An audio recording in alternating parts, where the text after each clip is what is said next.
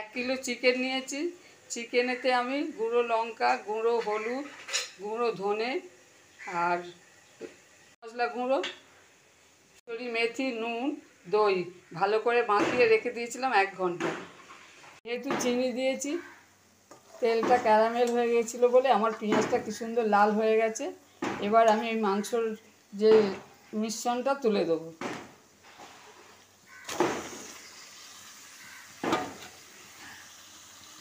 পাঁচ মিনিট চাপা দিয়ে রেখেছিলাম, তেল ছেড়ে গেছে। এবার আমি নুন দিলাম পরিমাণ মতো, এটা ভালো করে নাড়লাম।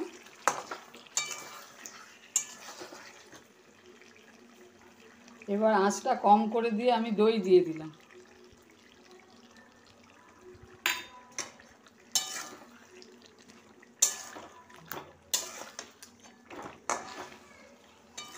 এটা আমি ক্রমাগত নাড়তে থাকবো, তাহলে দইটা কাটবে না।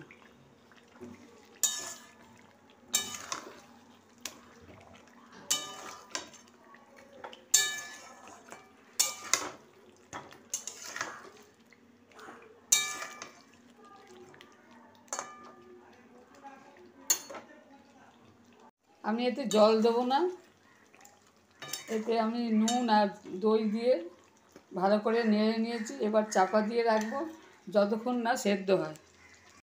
সেদ্ধ হতে আমার একটু বাকি আছে।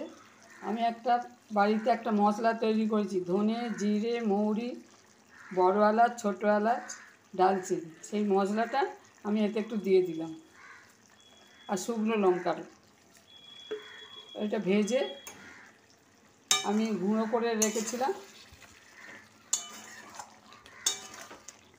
এই মশলাটা আমি দিয়ে দিলাম।